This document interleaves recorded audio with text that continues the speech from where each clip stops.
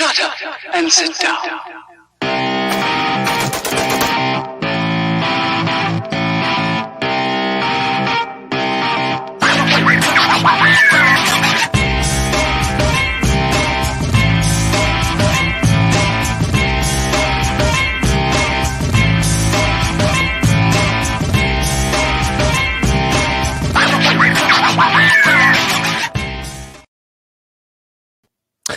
Hello, everybody. Welcome back to the Fight for Liberty show. Today, my guest really doesn't need an introduction, but I'm going to give him one anyway, because you guys have all met him, know him, love him. He's the Naturalist Capitalist. He is a future co-host for the Fite Friends podcast, which will be in this time slot starting next week. He is Reed Coverdale, one of the best and brightest. Reed, thank you for coming back. Well, I don't know if I deserve the best and brightest, but I'll take it. So thanks, Dave. How you doing? I'm doing pretty good. Like I mentioned earlier, I've spent almost all day in this chair in various meetings or producing other people's podcasts or streams. So it's nice to be in this chair for a different reason where I can talk about anything instead of having to stay on topic, because that's not fun. Yeah. By the way, I like your updated intro. That's a good edit there. I like that. So, thank you. I did that last week. I was messing around with the ability to put the intro into StreamYard and play it on the live streams and not have to do post-recording edits for if it was recorded. And as I was trying to like cut it up and edit and put it into StreamYard, I realized that I should just make a new one because I didn't like the old one anyway. Or I liked it, but it was just a bunch of the same clips for me, like in the same position with a bunch of guests that I haven't had on in a year almost. So it was nice to get some updated faces in there. Had to throw like Adam Kokesh in there. Like, how have I interviewed Adam Kokesh and he's not part of my intro? Like, I just needed to fix parts of those problems. So it was a fun like 3 hours of nothing better to do than just get stoned and edit video. So it was fun. Yeah, I'm kind of thinking I might have to do an intro like that, or at least expand my intro a little bit to include some clips of the people I've interviewed, because yeah, I don't know, I've had the exact same one for like 10 months now, so might update soon as well. We'll see. But I like the consistency of the big heavy machinery throughout your intro. It's like guns and trucks and jackhammers and an even bigger gun. Yeah, the crescendo does get everyone excited for the show, so I guess that's a good touch. But yeah, I don't know. You definitely would have to keep the long barrel at the end. Yeah. Like that it's too beautiful. Yeah, absolutely. Yeah, I think I can incorporate both. Probably keep what I have and add something in. I don't know. We'll see. But yeah, I don't know. I really like your intro a lot. I think it's good, especially since you have the bump firing the AR-15, because that was our first time shooting together, so that was great. But oh yeah.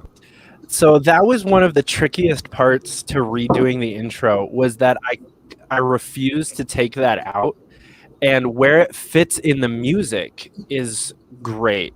And so I had to like put it in that exact same spot that I had it last time, which was not easy, but I figured it out, because it was like, I feel like it sounds weird to me when I listen to the original song without the bump fire in it.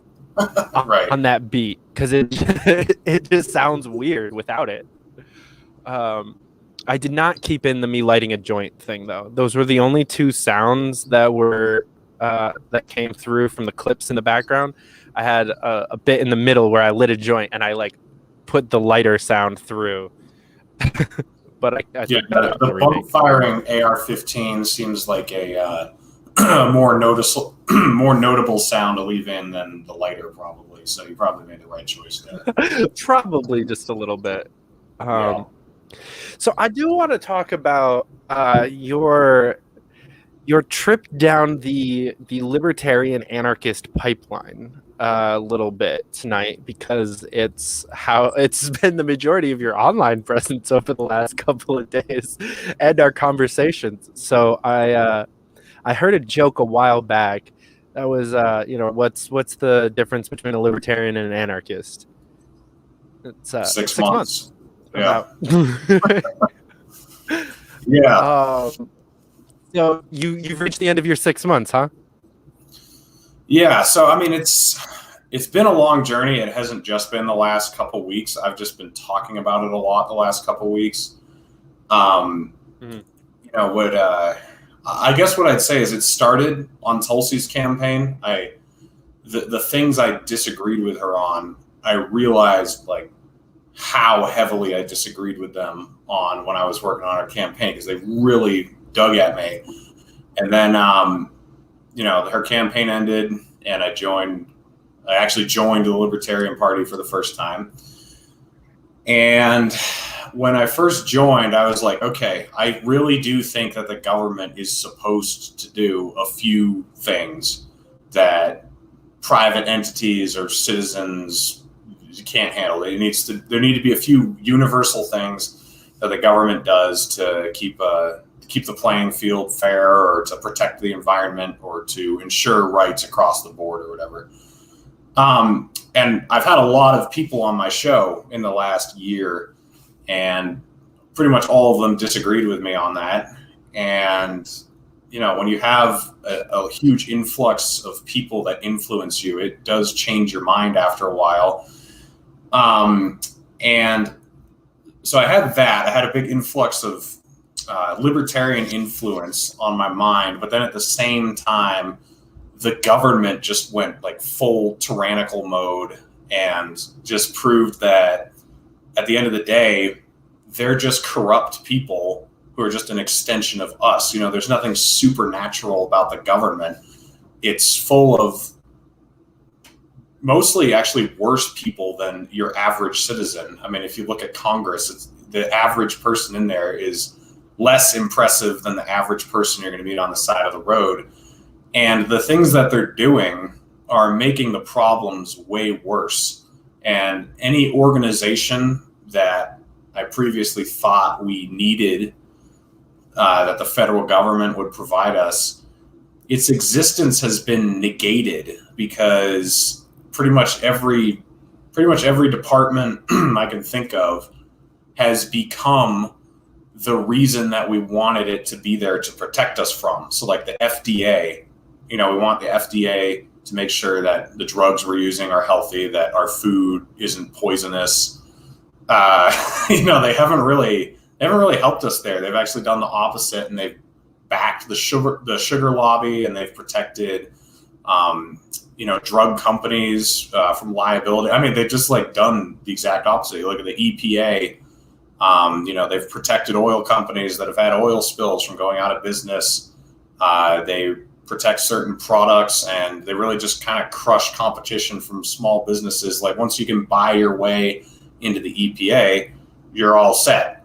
And then like the military, that was one big one that I just thought there's no way that we can handle this without a big centralized government. I'm actually to the point where I'm okay if we can't handle that with a big centralized government, because the military we have is just so destructive and so bad that even if we can't really handle it, like, okay, fine. Like if we just have state militias protecting us from an outside force, all right, I don't really care, just because it's so out of control.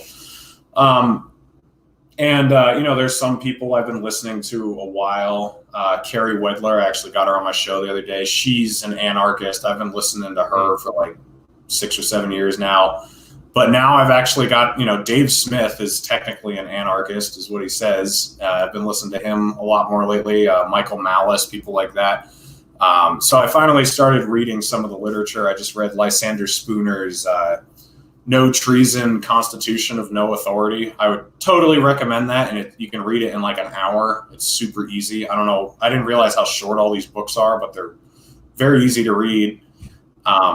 I'm reading Rothbard's Anatomy of the State right now, about halfway through that. And a lot of the ideas I had already arrived at, I realized these guys have already laid it out, years ago. So I'm just starting to read the literature to try to back the ideas up now. But I've basically just gotten to the point where I realize there's nothing special about government at all in any scenario. Most libertarians just want it to do a very few things. But even those few things, they're not any better at it than your average citizen or, just a group of people coming together and saying, hey, let's do this. So once you give it diplomatic immunity and authority over your lives and some type of, I don't even know what the word is, I keep saying supernatural. I think that's a good way to put it. Some sort of supernatural authority and correctness that can't be questioned, then you're not, you're just being dishonest. So it's not the idea that, to me, anarchy isn't the idea that people are going to be good and people are going to take care of each other. It's just the admission that government is no better than your average person and your average community taking care of each other. It's you're just lying to yourself if you create a state that it's somehow going to be better at that. That's where I am right now. So I honestly, I'm not as far down the pipeline as you are, but I'm starting to get there. That is for sure. You'll be there. I think Carrie made a good quote that I've heard before, but she said it in your show. She said it's a really strong argument for anarchy, that everyone's biggest problem with it is that it might devolve back into some form of government. Right. And it's like that quote, though I had heard it before, really hit in the middle of that conversation, because you guys had already kind of talked about some of the arguments for and against anarchy. And I was like, you make a good point, because that is my biggest argument with anarchy is I think government is inevitable. I think that people abdicating their rights to also be able to abdicate their personal responsibility is something that is just a course of human nature that we've done since the beginning and will probably do to the end. So whether that's government or that's your boss or that's your parents or whoever it is that your church or your whatever, your bowling league that makes the decisions for you, a lot of people look for those clubs and groups to abdicate their own brain power. And so I've always kind of seen that as one of the biggest arguments against anarchy, that you look at like a zombie apocalypse movie. It's like all of the gangs that join together are significantly worse than government is in our everyday life, supposedly. But when you actually look at it, it's like, no, actually everything that the bad guys from Walking Dead do, the government does on a daily basis. We just don't see it. Like, try to stop paying taxes, and maybe they won't come to you with a baseball bat with nails through it, but it'll be something similar, Yeah. I agree with your statement there, and I think I said that to her in my show, that it's just inevitable. It's human nature that we follow, and we have leaders, and we're not 100% independent. I think that's true. So I think the best thing to do is just be an advocate against that as much as possible.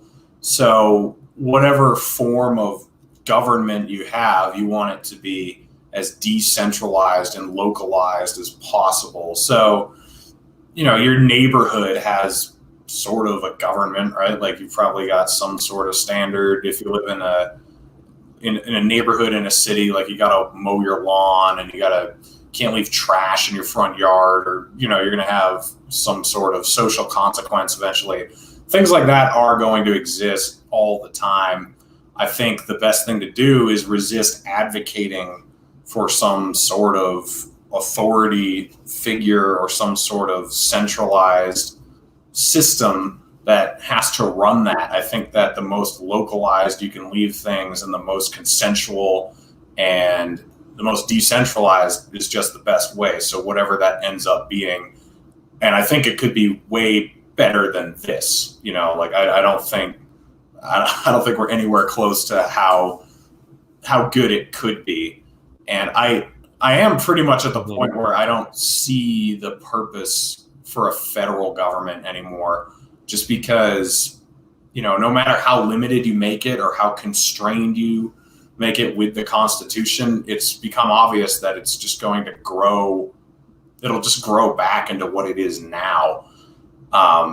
So to me, state governing is the first step in decentralization. I think the states really have to assert that they do not respect the authority of the federal government and how much control it's taken. I think that would be the first step in decentralizing. I agree. I think states' rights is like a very big kind of no-brainer issue for libertarians and just constitutionalists, anybody that gives a shit about how our country was formed originally. I actually had a really awesome conversation. I was on the Fix for New York with Emmanuel Torres last night, along with a couple other guys from Free Speech Media. It was actually kind of an FSM powwow. It was dope. You missed out for sure. But we talked a lot about feminism and the lizard people, but we also talked about like messaging and within the Libertarian Party. And I'm an active and registered, whatever, you're not registered, whatever, member of the Pragmatist Caucus. And, the majority of the rest of the call were members or even coordinators for the Mises Caucus. And we almost divulged into the dichotomy argument. And I kind of I tried to shut it down, but we started getting too much into ideology. But I think the biggest thing to realize is like you and I are, as part of Liberty Unity, we understand that the Libertarian Party, it's the big tent, it's everybody, it's anarchists, it's Dave Smith, it's Dustin Amash, and everybody in between, right? So I think what you're saying here makes a lot of sense and correlates with that. It's like you can believe to be an anarchist, but you don't have to be like screaming at everyone else for not being an anarchist. You don't have to just scream at the state all day. You can do useful things and believe in anarchy. And I think that's something that I didn't used to fully understand until I got to know better people like Kerry, like Michael Malice, like Dave Smith, who are actively recruiting people who aren't anarchists and teaching people about anarchy and moving people down that pipeline, even if they don't all end up at the end like you're about to. There's a use for talking about anarchy to non-anarchists. And that was something that really struck me listening to you and Kerry talk, was me as a non-anarchist agreed with everything that was said in that episode. And I think even my parents, who are definitely not anarchists, would have agreed with almost everything that was said in that episode. You and her really hit the messaging on the head, I think, of how do we make anarchy palatable to normal people. Yeah, that's really what libertarianism is at the end of the day. Right.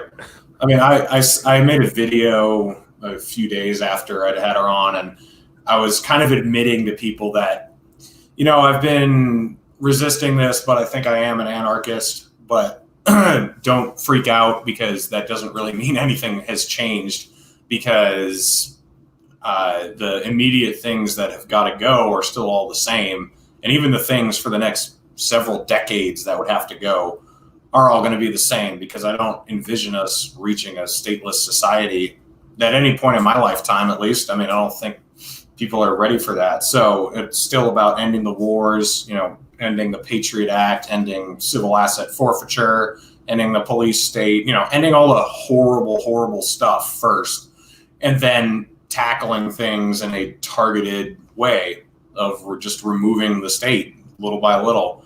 Another thing that Kerry said in my talk with her that really stuck with me is that what she loved about Ron Paul was that he loved freedom more than he hated the state. And I think that's really important, because, if all libertarians or anarchists exist for is opposition to the state, then they're existence will be negated when the state is gone, unless you have something that goes beyond that, which we do, which is the non-aggression principle. Like the entirety of the, at least like the libertarian anarchist and other anarchist philosophies too, but the libertarian and the anarchist philosophy is one of peace. It's one of cooperation. It's one of, free association and free markets and trade and, whatever, just voluntarism.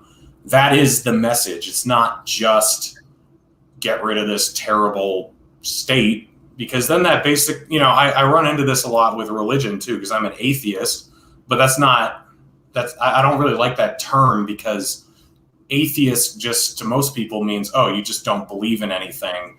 It's like, well, no, I do. I just don't believe in any of the organized religions, but I do have morals that I would argue for and that I would push for. So, if my entire philosophy when it came to religion was just being against religion, but then I didn't have any philosophy beyond that about how you should live, then it's kind of an empty point. And the same thing with libertarianism or anarchy. If you only are preaching it because you hate the state and you don't have any other ideas beyond that of how we're supposed to live or how we're supposed to interact with each other, then what's the point? So, that's how you resonate with people, is that, like you said, what we were saying in that video, there's not a lot people would disagree with, because we're actually preaching the ideas of anarchy, not just dismantling of the state. Right. Which is something that, you and I have talked about on your show and on this show before, and actually we haven't talked about in a while on the show, is libertarian philosophy rather than policy. Right. We have a big issue in the party, which I don't want to, isn't anyone's fault. Let me preface this whole thing with that this has nothing to do with any person in the party being bad about what they do. But we have a trend in the party where it is full of policy wonks and people who do a lot of research and care a lot about politics. They have seen an issue in the world created by the state, and they have decided to join this group called the Libertarian Party, which is trying to solve that problem. There's a whole bunch of other people that have seen the same problem and not cared that much about politics and gone off and done different things and tried to solve those problems in other ways. I think that's just as libertarian. There's somebody who I really, really respect and admire. His name is Robert Lee. He's the founder of Rescuing Leftover Cuisine in New York City, which is now a national organization. He, as an NYU student, noticed that there was a bunch of homeless people everywhere starving, right? And that his dorm threw away a bunch of food at the end of the day from their cafeteria. So he said, I'm going to try to figure out how to just get that to a homeless shelter at the end of the day. So he created a little club on campus because nobody wanted, like the school said that they wouldn't help him get it there. But the school said, okay, you can have the food when we're done with it. So he went through the work of figuring out the legal processes behind everything and organized a group of students to help take the food from that cafeteria to a local homeless shelter at the end of every meal. Now they feed millions of people around the country every day by taking food from schools, from restaurants, from grocery stores, from any place that sells food that then throws it away, and they try to bring it to a homeless shelter. We rescue from almost 1,500 different locations just within the 5 boroughs of New York City right now. That's like the most libertarian fucking thing I've ever seen with my eyes. Like, it's not a corporation that's for profit. He's not making a shit ton of money, but he's supporting himself and his staff, and there's people that are making a living off of this. He literally dropped out of he graduated, but he left a job at Chase Bank. Like, he was on the path to be like a VP for Chase Bank to go do this, and has solved a huge problem that the government has never been able to really do. We have food stamps, we have all of these different things that are trying to end hunger and homelessness, or end hunger, but they're not succeeding, and they're big holes, right? Like I don't qualify for food stamps, but I've been literally homeless on the streets and gone like 2 days without eating. Still didn't qualify for food stamps. So there's so many fucked up things going on with our government, and we have people out there doing their own thing. The problem is those people aren't libertarians. We don't have the kind of messaging that brings everyone that hates these problems together. We have a messaging that brings the people that really hate it on a political basis together, like yourself and myself. And again, that's no one in the party's fault that we all got brought in because we like politics, but it's something that we need to talk about a lot more, is that our politics is based off of a life philosophy that causes us to want to help people and not allow other people to hurt each other, and not allow the majority to hurt the minority, and not allow these massive injustices to go on. That's the root core of what we believe, and we've just decided to take an active role in the political side of fixing that problem. Yeah. Sam, the Libertarian on Twitter, he has a podcast. I don't know if you've had him on the show yet or been on his show, but I haven't yet. I haven't been on his show either, which is a problem that we need to fix. Yeah, you guys need to get together, because he and Liberty Empath from Twitter, they did and I keep forgetting that guy's first name, but they did a podcast together a couple months ago where they were basically saying exactly what you just said there, that when people hear the word libertarian, we don't want them to think just some anti-government weirdo. Like, we want them to think, someone who's actively making their community better, somebody who's generous, somebody who's kind, somebody who is promoting peace. We actually talked about this. I don't know if it's ever going to happen, but we were saying we should have, like, on Rothbard's birthday, or on, some famous philosopher or authors of libertarian thought's birthday, we should have a national day of public service, just cleaning up trash, giving out food, whatever. I think that's true. In my personal life, I try to take care of people who are in trouble. I gave several $1,000s to one of my friends who was struggling with medical bills.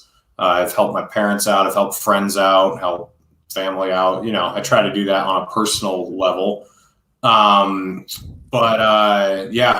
think people need to, if you're going to be a libertarian and you want to advocate removal of state power, then you've got to step up and fill the void. And you've got to fill the void before the state goes away, because the state isn't doing a good job. First of all, there's all sorts of holes to fill, but also you don't advocate for getting rid of something until you've proven that something else works better. I mean, I talked about this with Larry Sharp on my show. He's about creating other options and proving that they work, so people will voluntarily let the state go. And I think he's right. I mean, as much as I'd like to hit a Rothbard button and have everything gone and we'd all, live in harmony, like, first of all, I mean, you can't logistically make that happen. But even if you could, it would probably be chaos. You really have to prove to people that it works, and that by adding government and removing community, that we have done ourselves a disservice. So it all comes down to where the rubber hits the road and where you can prove that the libertarian philosophy is better. And I really do believe it is. I mean, my friend, he had an operation and he didn't have health insurance. And so I just directly gave him, $6,000 to pay for it. And he can just pay me back when he can. So instead of expecting this bloated mess of a state to come up with some program that, I can expect them to reimburse him or, pay for that. And I mean, without a ton of fraud and waste, like, no, just here, I'm fine, pay for it, get back to me when you can. I think that voluntarism and mutual aid, this is another thing like that I think a lot of libertarians get wrong, is mutual aid is way better than charity. Like, a lot of these charities kind of suck. I mean, if you see where the money goes, what gets skimmed off the top, what goes to the executives. I'm not a big fan of big charity. Local food banks and things like that are great, but I think the decentralization applies to charity as well. like giving it to these massive charity Mhm. groups and expecting there to be no disparities, just as dumb as thinking that a government program, would do it well. So I think the most localized level you can help each other out is the best. Yeah. Okay, there's three things in there that I want to touch on, and I'm going to try to remember all three in my response. Because you mentioned actually, I'll start at the end and go back. Because based off of what you just said, there's one big issue with the libertarian love for decentralization that I've found, and it's a really unfortunate thing, but that's that the bigger the better, in most senses of the term when it comes to business. There's a reason that Amazon is better than everybody else, and it's because they're bigger. There's a reason that Walmart is so cheap, and it's because it's bigger. There's something to be said for monopolies being able to, or not monopolies without competition, like the actual meaning, but just monopolies meaning like the gigantic companies. It's easier for them. There's a reason that they exist and that they function, and it's because it drives costs down and it's able to do more. You have to consciously be okay with giving up that 10-cent discount and that maybe 5-minute faster burger to go to your local shop than to McDonald's. Right. And it takes like a really active, like, being okay with that. Shopping local, I think it takes in almost every action conscious mindset of not allowing centralization to happen, because it's the most natural thing. It even for myself, like any of the businesses that I've started or been a big part of, the first thing we try to do is like assimilate other companies and things that are, and our competitors, and try to be as big as humanly possible. Shit, on this show, I'd like to just be the guy that reaches everybody. Like, I wish all 350 million Americans watched this show and stopped watching Fox and CNN.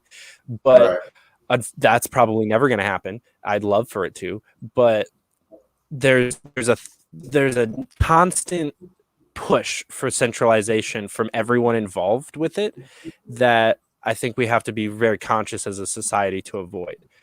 The other thing that I want to touch on was you talked about like actively replacing government and mutual aid and charities, which I agree with you that there's a lot of shit going on with charities.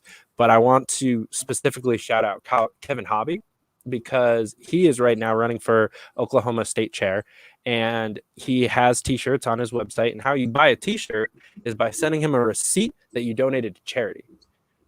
And like just little things like that are super cool, and I think should be a big part of libertarian messaging and philosophy. And lastly, I 100% agree with Sam and the Liberty Empath. I think it's really important that we are not seen as the crazy guys from Criminal Minds, because that is kind of our national, like, most people, they've heard the word libertarian the most either out of Rand Paul's mouth because they happen to watch some clips, or from Criminal Minds. Like, there's at least 2 people a season that are they got cats and flags at their house. They even mention in so many scenes in that show. It really pisses me off because I've gone back and watched a little bit more the last couple of months, and how many times they throw our fucking party under the bus in that goddamn show. They're like, oh, white male, libertarian, active member of the blah, blah. And it's like, why'd you have to say that, guys? Like, you didn't say Democrat if you're like racially profiling some crazy black person, right? That's not fair. So why do we have to throw our name around like it's a crazy person ideology that's tied to a race and a specific set of hatred? Because it's not. Like, libertarianism is rooted in like Eastern religion and just the very conscious mindset of live and let live and be cool and love people, and yeah, I don't understand how our name got so tarnished so quickly. Yeah, well, I mean, it's sort of, I mean, you mentioned Rand Paul, and it's been a painful evolution for me with him, but I think he has done a net negative for our message. Something else that Carrie said in our interview was that Ron Paul was more effective because he had a platform than he was that he wrote legislation or voted. And that's true because, I mean, he did have a very crystal clear record. But the biggest thing about him was the fact that he could say what he said when he said it. Being on the stage in 2007 and saying that 9/11 happened because we were over there, like that was that. I mean, that moment did way more than any legislation he ever wrote or voted on. Same with saying that we should legalize heroin in the South Carolina primary, the South Carolina debate or whatever. So I think she's right. And Rand Paul has a pretty good voting record overall, but when you look at what his messaging has been, it has basically been the GOP is libertarian, or the Trump wing of the GOP is libertarian. This is where libertarians belong. Libertarians should support this. And that has done so much damage to us, because I know a lot of people who their connection to libertarianism is Rand Paul, because he's the most high profile person who uses that label. And this is why actually, even though his voting record's a little bit better than Mike Lee's, I actually am not as mad at Mike Lee, because Mike Lee doesn't pretend to be one of us. He doesn't. Right. He's just a Republican, and he's a very good Republican, which is what I think Rand Paul is. Rand Paul's a very good Republican, but he needs to stop telling us that he's a libertarian and that libertarians should vote Republican and that libertarians belong in the GOP. I don't think he's done us a decent. I don't think he's done a good job for us. I think he's actually done probably almost an equal amount of damage to the movement as his father did a positive amount. It's just, I mean, it's really disappointing. And yeah, as you know, that's been a long evolution for me, because he's kind of the guy who really brought me in 2014, and it's just been hard to watch him drown. And I still defend him when he does the right thing, because he does do the right thing a lot, and but I mean, overall, his messaging and what he's done for the liberty movement I think has been a net negative, because his platform is more important than his legislating, because the legislating honestly doesn't get anywhere, because there's only 3 people who legislate well in Congress. So it really matters what you say, how many minds you can change. And I really think he's done a bad job. Yeah, I completely agree. And before anybody watching, either now or in the future, wants to comment and say that we need to be nicer to Rand Paul and that all we do is shit on him, because I know I have on my show a little bit more lately, and so have you. There's an episode you can go back about 6 months. It's called The Rand Paul Show. I literally named an episode after him, took my name out of the show title and named it after him, and did a 40-minute episode about all the great things Rand Paul has done. So yeah, I'm completely fine with giving him credit. Shit, I have a stack of legislation sitting next to my chair right now, and half of it was written by him. Because we were some of the most defending the shit out of him on that. Sorry to interrupt you, but I just wanted to add, you and I were defending the shit out of him on that stupid fucking whatever it was. The anti-lynching bill. When he was getting crucified. We were no. Oh my God. So. He was completely right about that bill. I would actually highly encourage people to go back and watch that bit. I cut that out, and it's a separate episode. The Emmett Till Anti-Lynching Act is a bullshit fucking piece of legislation, and Rand Paul had every right in the world to question it and try to amend it. The craziest part is all he did was try to amend it to clarify it, and everybody lost their shit. He had said that lynching was a great thing.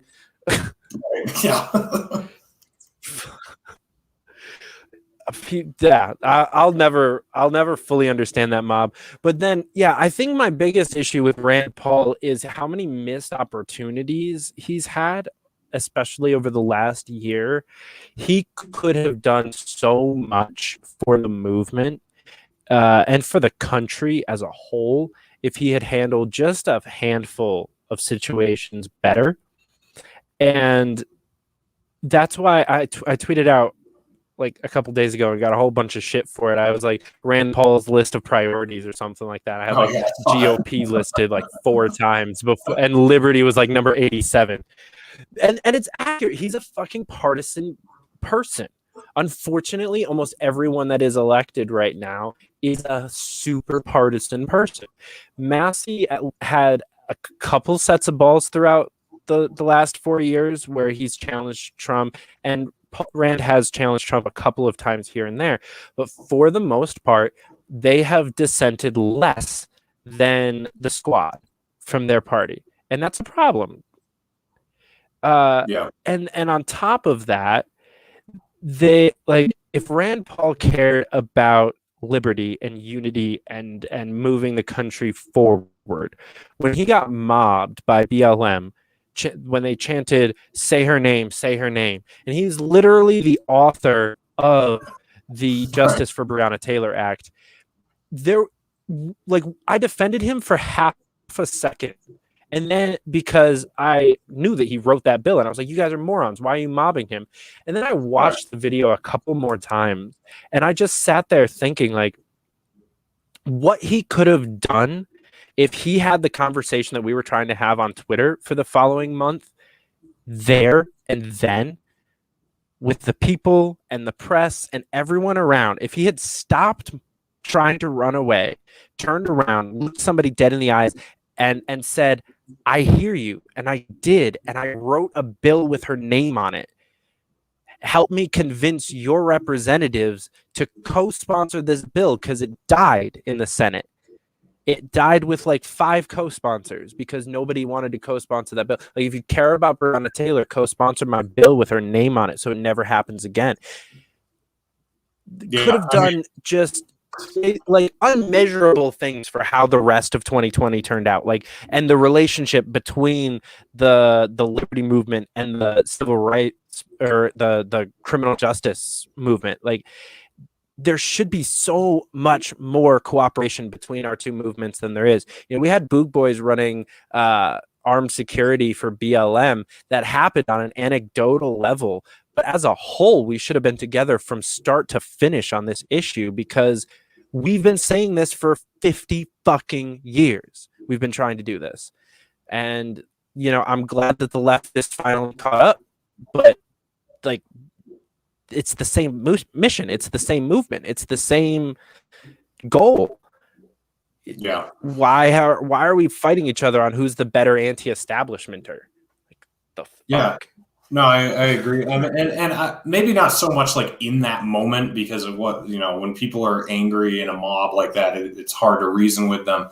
But his TV follow-up appearances could have been solely about like, look, this, I mean, and he did point it out that it was the bill he wrote, but then he turned it into Joe Biden wants to defund the police. When he started going that route, I was just like, Rand, you're saying Joe Biden wants to defund the police? Like, come on, dude. I mean, no, come on. Like, that was just such a dumb Republican move. It's just like, dude, your dad must be, oh my God. But I mean, yeah, it just really sucks. Like, his dad was known for being the enemy of the GOP establishment, and Rand has become like the friend of the establishment, trying to prove to the establishment that libertarians aren't much different than them or something. I don't really know what the angle is. It's just like, it's been totally wrong though. And, you know, the funny thing is, like, I was explaining this to someone on Twitter today. I think he voted against Trump more than any other senator in during Trump's presidency. I think it's like 32% of the time or something. But as I said, like, the legislation doesn't go very far anymore. I mean, because there's only a couple people voting.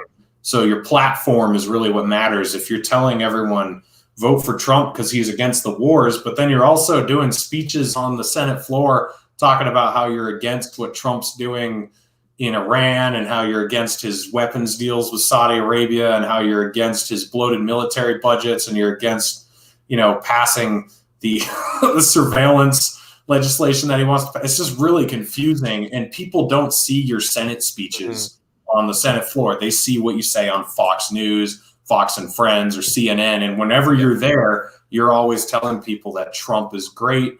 You need to vote for Trump if you want to end the wars, if you want to protect the Constitution, blah, blah, blah, blah, blah.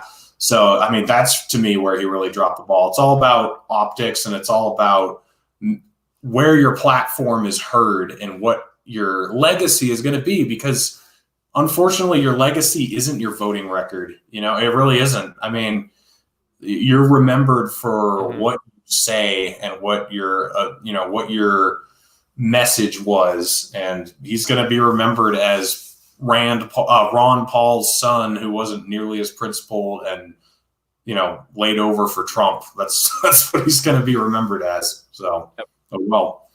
Did you see that the CPAC presidential poll that came out today?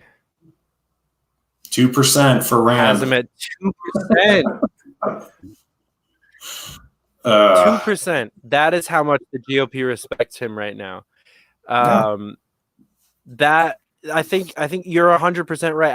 I've had a lot of people ask me, and honestly, I'm so sick of talking about the 24 race, and I know I just brought it back up, but I've had so many people ask me about him for 24, and no, you're 100% right. His entire brand is trash right now. Yeah. Because he's not Trump enough for the Trumpsters, but he brown-nosed him for 5 years. So no one else is ever going to respect him again. And he's dead in the water. Like, the fact that Trump led that poll, first of all, is scary. And then DeSantis, and then Noam, and then Nikki Haley, and then Mike Pompeo all beat him. Like, that is sad. That's just that. It's how the GOP sees him, and the rest of the country will never respect him again. And he keeps doing this partisan bullshit. Say what you will about his. Did you watch his interview of the Department of Health and Human Services? No, I haven't. I've only watched the first bit of it, but it's rough. But everyone, or not everyone, I'm not going to generalize here. I had a lot of people in my social media sphere attack libertarians and conservatism as a whole for his behavior. And that's actually what spurred that his priorities list tweet was these conversations, because first and foremost, Rand Paul cares about being a partisan hack.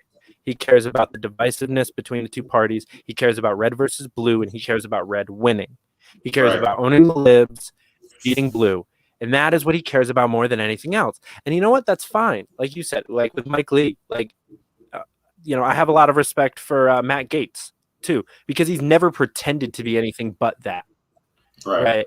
So when he is that, it's fine. It's him. That's who he is. But Rand, because he calls himself a libertarian, every time he fucks up, he draws us criticism that we never earned at all, because we are not like that. The libertarian movement has been pro LGBTQ since the fucking beginning. We ran an openly gay dude for president in 1972 on our first ticket. Like, there is no room for bigotry in the Libertarian Party. There's room for questions, though. The questions he posed are legitimate, in my opinion, and a lot of people are going to hate me for that. But the place for those questions is not the place he did it, the way he did it, the exact verbiage he used. Like, there's so many things wrong with that interaction. And her response, because she's also a partisan hack piece of shit, that it was a purely partisan thing, and you can't look at that as a part of the culture war, because it's not. Because, like you said earlier, the people in those rooms are the worst of us. Right. Yeah.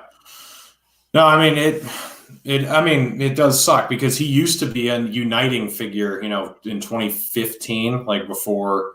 I mean, he's really become unpopular in the last 4 years. Before that, like he was co-sponsoring legislation with Cory Booker a lot for criminal justice reform and weed legalization. And he was, I don't know, he was working across the aisle all the time. He was going into the inner cities, having events where he was talking to poor people in communities of color and, trying to really reach across the aisle, and it was really impressive. But yeah, I don't know, where he's gone is just, it sucks. And I've gone the other way, like I would, if 2015 Rand Paul still existed, I could get behind him for president, but I'm not where I was 5 years ago anymore. I've gone the opposite direction that he went in. And I've changed a lot. And yeah, I don't know. It's interesting, it's trying to find, it's the failure of like trying to find a person to personify a movement. We just have that tendency as humans, like people want it to be Justin Amash, or they want it to be Larry Sharp or Spike Cohen or Dave Smith, or like any one of these guys. And to me, it's like, okay, yeah, we have to run a presidential candidate, but we don't need to, put every ounce of our messaging behind a person or be looking for a person who is going to envelop everything about us, because you're not going to find that. And also, as like a libertarian movement, like as an individualist, collectivist, anti-group thought movement, we've got to get rid of this idea that we need a hero to save us. You know what I mean? Like, I mean, that's what the other parties do, or the other movements. They're looking for a progressive hero or a conservative hero or a liberal hero or whatever. And our whole message is that a hero isn't going to save you. This comes down to like every single one of us deciding that we want to take care of each other and that we want to live in harmony and that we don't need this oppressive government to tell us how to run our lives. So when I see libertarians, like, and I have my ideas about what tickets would, we had a whole conversation about this a week ago. I have my ideas about like who would do better in an election, but it's not like, oh yeah, this hero can bring back liberty, or, you know what I mean? That's where I think it gets lost in the weeds. Yeah. And I've said this in a bunch of meetings over the last couple of month or so. And I think I've said it on a few other shows, but if and I mean this in no offense to any of the names that I'm about to say, and I mean this in complete honesty. If Spike Cohen or Justin Amash or Larry Sharp are our best bets for the presidential race in 2024, we're fucked. We're not going to win. It's not going to happen. If we're not in a place where we have better, more known, more like in the community, more knowledgeable people who are fired up and pushing this movement, then we didn't do something correctly in the next 3 years. And not saying that we're going to succeed in the mission I'm talking about, because I don't think the Libertarian Party wins in 24. I don't see it as a legitimate goal. No. I see us having a governor by 24, though. That's a real thing. And I think we could have a governor by 22. Justin Amash in Michigan would be an amazing governor. He has that's where his focus should be, is like a winnable campaign. And we should be trying to recruit other people. And, maybe it's fucking Russell O'Connor for president, in 2024. Yeah. I don't know. But I'd be 100% down with that. Have you seen his Twitter thread lately, dude? I haven't.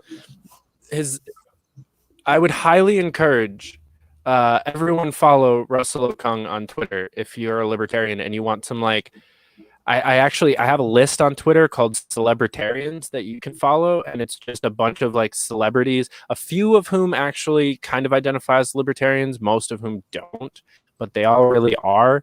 And it's a great list to just scroll through and feel like you're in a nice little echo chamber because everything that's said in there sounds so right. But he's gone on a rampage of like teacher children blank the last couple of weeks, and it's been just spot on every single tweet. And then the last thing I saw from him today was reading Atlas Shrugged next, and I was like, yes, like keep it going. Like, I mean, his Twitter bio is life, liberty, and Bitcoin.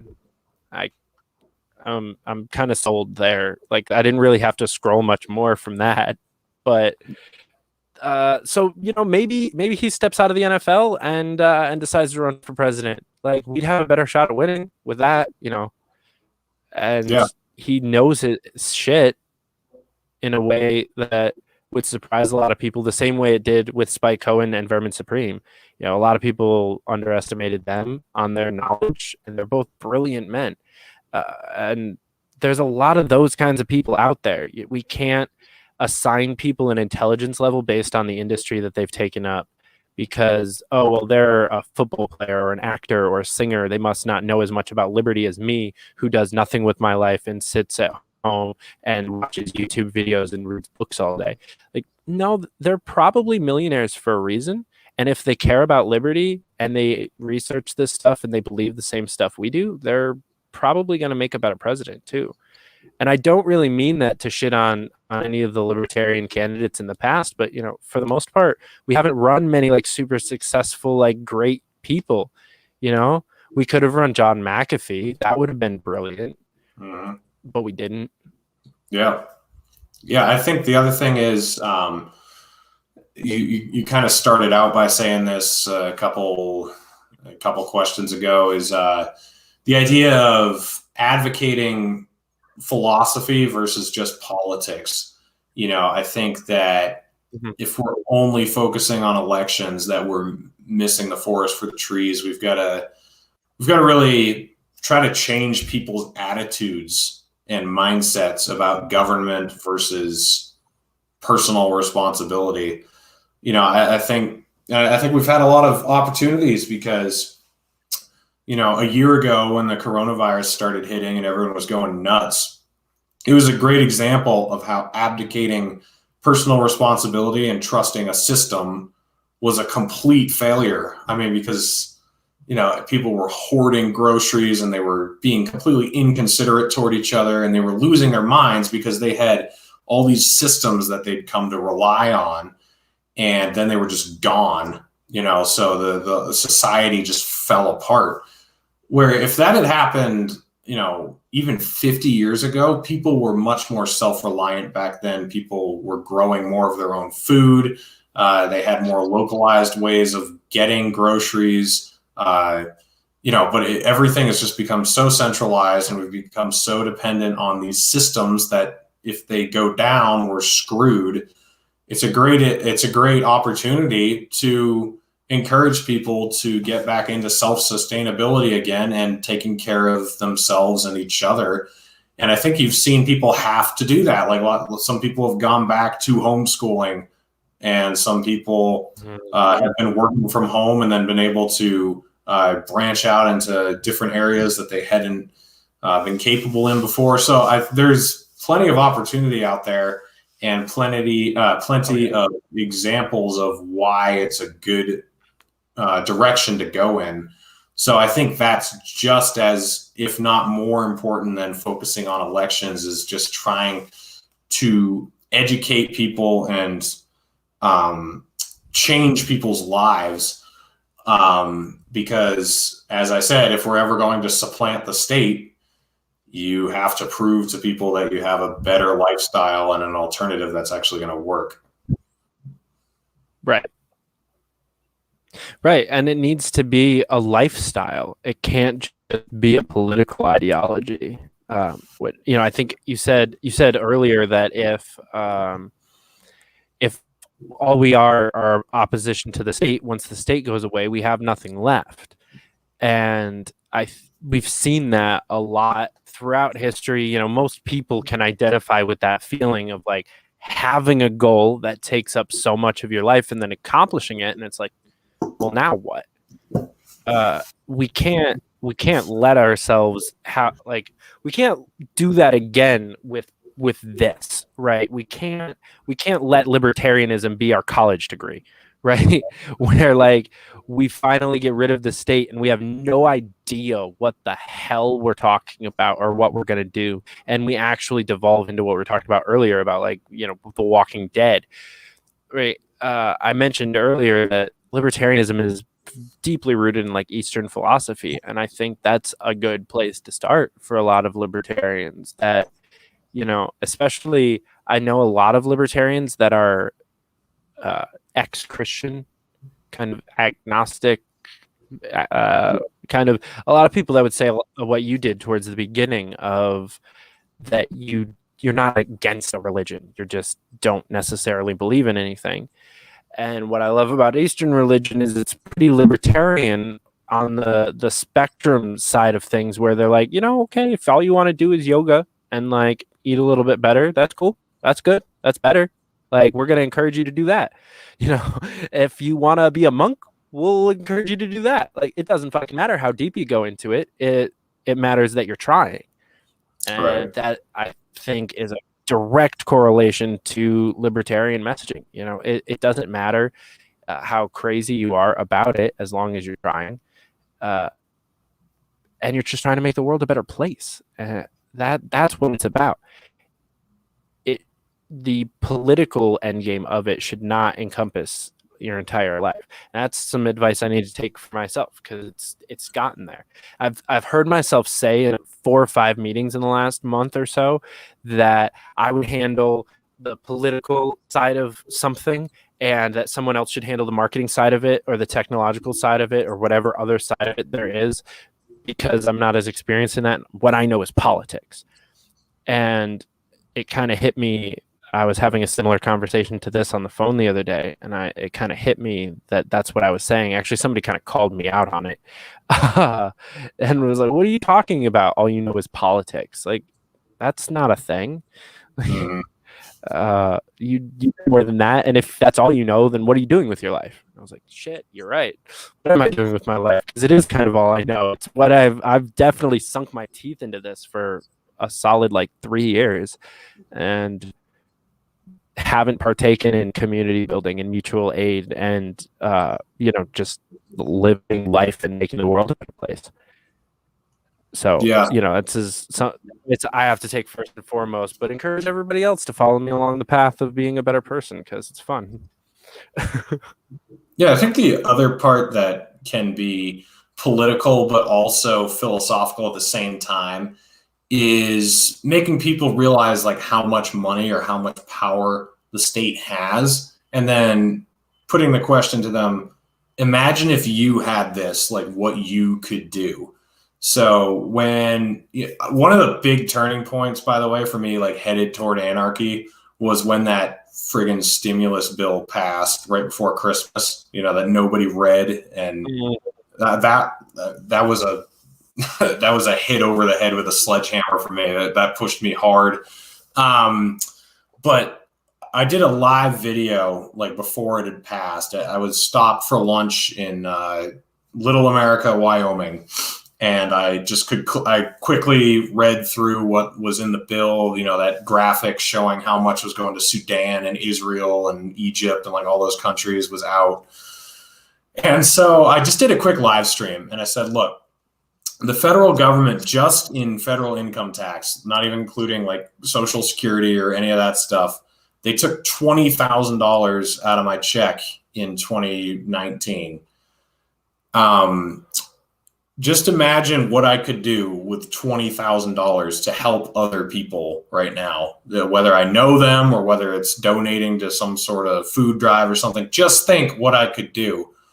But instead, they're spending much more than, you know, look at how much more the federal government has spent than $20,000 worth of federal taxes from me. Like they've gone way over what the budget is supposed to be, and look at what they're spending it on. Like, look at this bill. Look at where all the money's going. So, everyone else, like, you're going to. So I didn't even get any stimulus checks last year because I made too much money in 2019. So I was saying, look, you're going to get $600. Think of how much you paid in income tax this year. Like, most people who are going to get some sort of stimulus check, they paid a lot more than $600 in income tax. Just think like what you could be doing with however much they took from you, whether it's 10 grand, 20 grand, 30 grand, 5 grand. You're getting $600 and Israel's getting $500 million, Sudan's getting 1.3 billion, whatever, blah, blah, blah, blah, blah. Just think about that. Like, think about how much more effectively you would spend this money. I think that's a good way you can kind of mix politics with philosophy, because you can actually get people to think proactively about, like, oh, wow, if I still had 10 grand, I could actually fix my truck and I could, do this, I could do this or whatever. And so I think that's a good strategy as well. Yeah, I know this one. I say I think a lot so that people can't argue with me, but this one I know that we have met a lot of people this year that agree with us on this and have actually, started working on other things. I shouted out Kevin earlier, but there's multiple people in the Liberty Unity movement that are out doing other things that aren't politics related. We have, and some of them that are politics related, but outside of the Libertarian Party. We have a concerted effort to fix the voting process, to fix ballot access laws. We're creating groups to, solve hunger and do all of these other things out there, because I think a lot of us learned a similar lesson this year that the government is not the answer. Like, President Justin Amash isn't the answer either. As amazing as President Justin Amash would have been through 2020, it still wouldn't have been perfect. We still would have had those gigantic chunks taken out of our paychecks that could have been useful that weren't. We might have gotten a stimulus check. We might not have even gotten a stimulus check if we had a President Justin Amash there.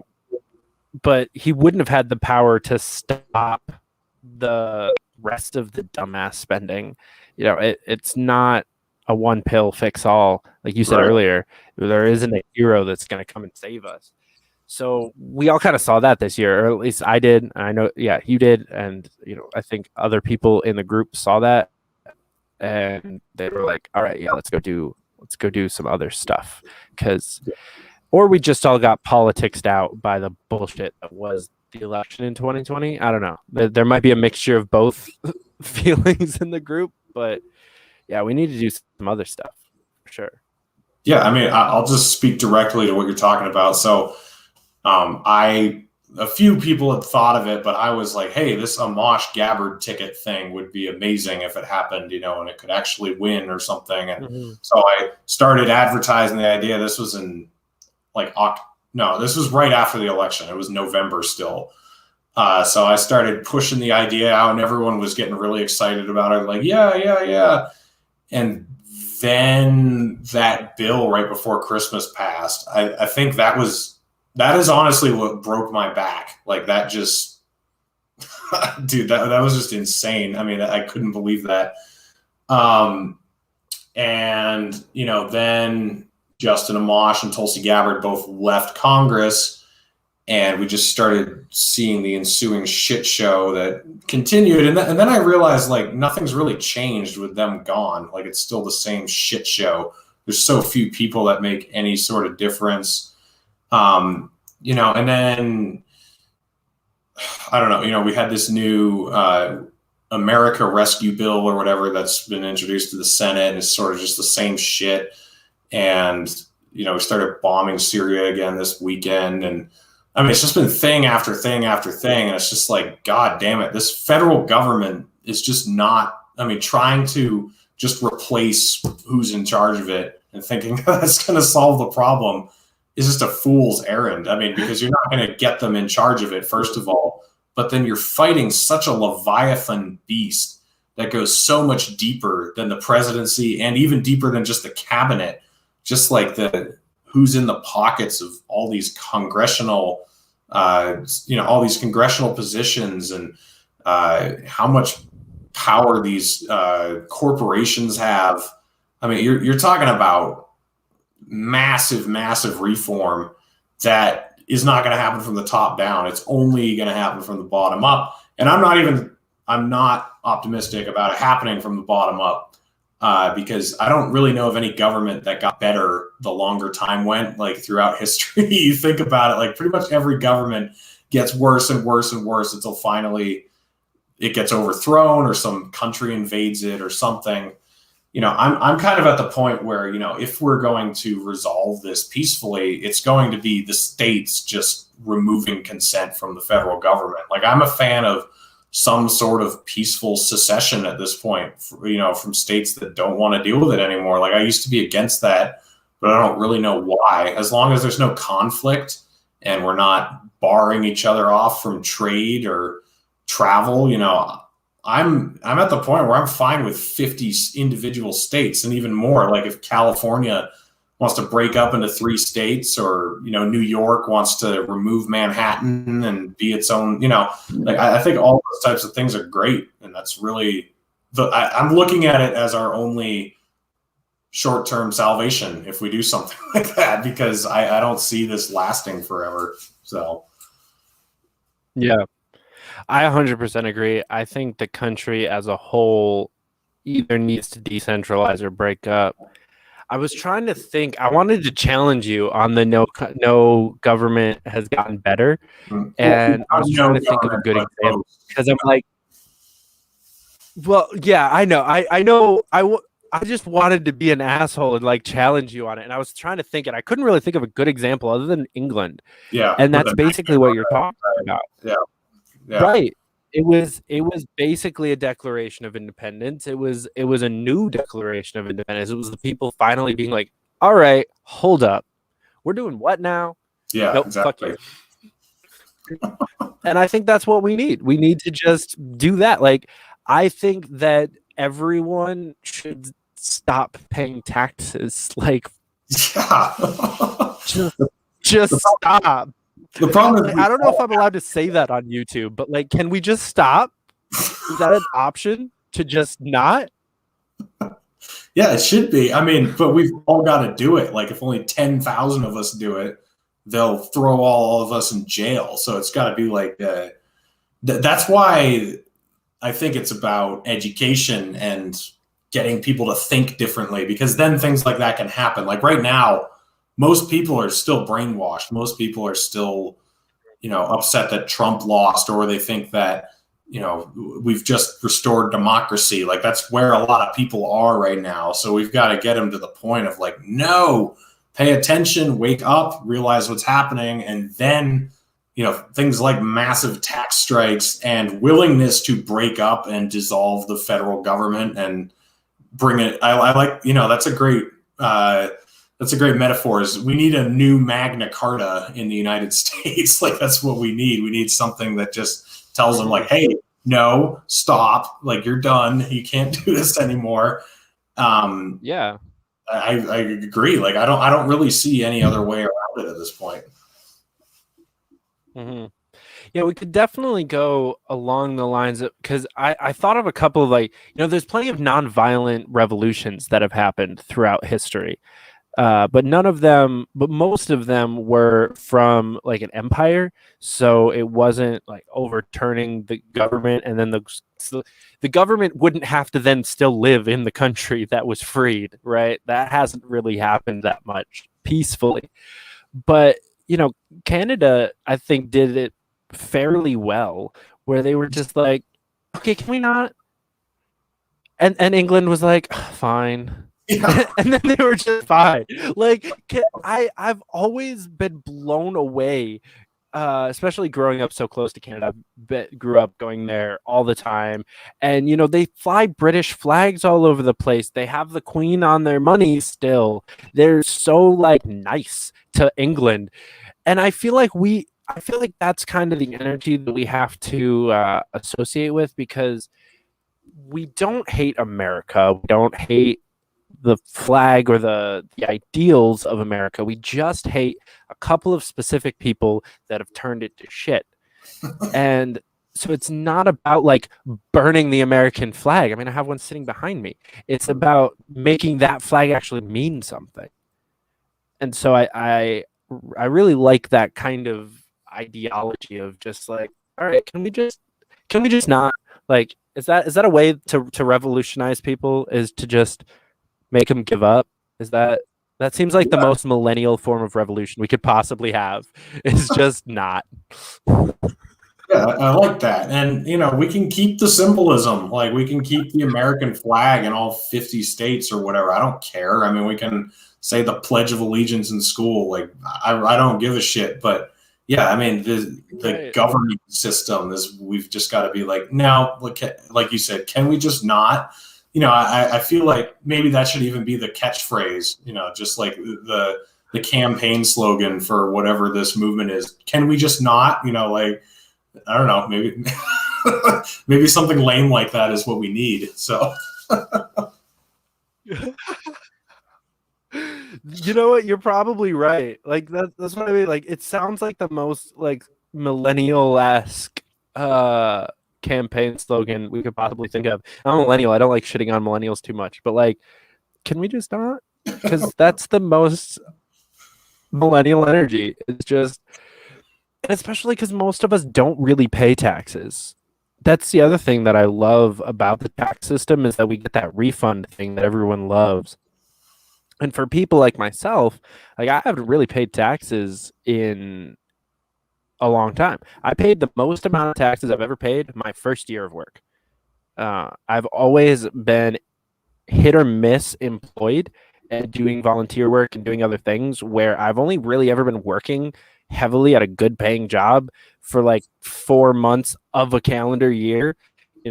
My longer one stretched to almost a year, but it was still like fit the right way in years, where I've never made more than like 15 grand in a year, and I've never really paid taxes.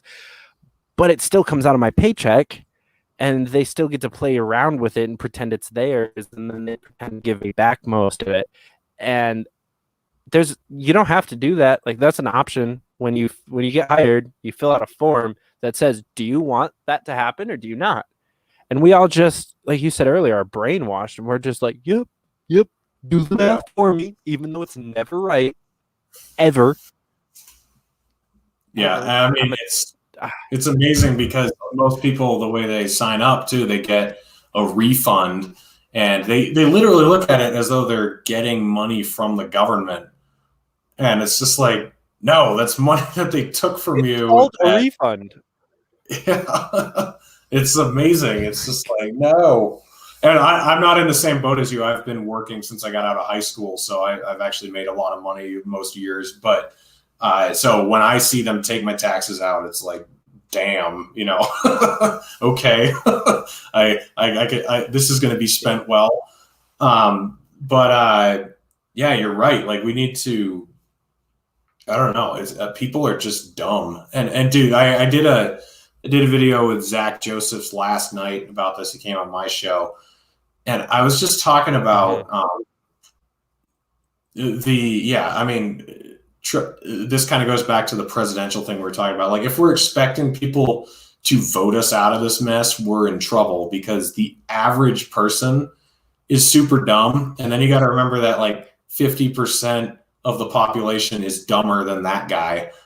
So, and then you see like what these people are saying, like what they're posting online, whether it's liberals or conservatives, like it's just nothing but dumb shit, about how I got so many posts from my conservative friends about how, oh, look, Biden's bombing Syria. Trump never did that. And I was just like, oh my God. Or, like the liberals who had been freaking out about Trump bombing Syria, and now they're not saying anything. And they're like, oh, Biden and Harris are bringing peace and prosperity back to the White House or whatever. And I saw something about, this is probably the dumbest post I've seen this year. I couldn't believe it, but it was about the minimum wage. And they're like, if the minimum wage causes prices to go up, then why have prices gone up even though we haven't raised the minimum wage in like 10 years or whatever?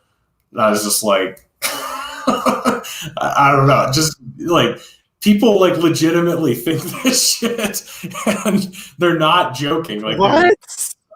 like, I'm just like, there's no hope.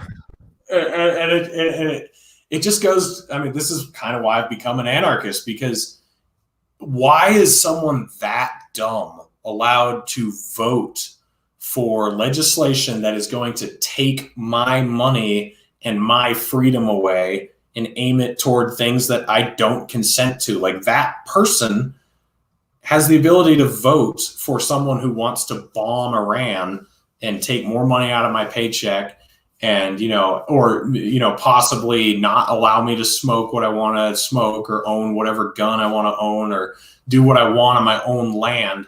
Why does that idiot who has absolutely no knowledge of what's going on have the right to impose his will on me through government force? So it's just like all these types of things that I've been thinking about for like the last year, but especially the last month or 2 weeks. And it's just like, yeah, this whole government thing, it's just, it's a failed experiment.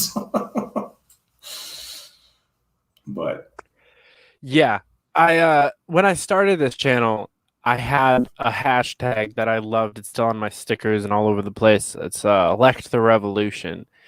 And I still believe that on a local level and on a federal level, I guess.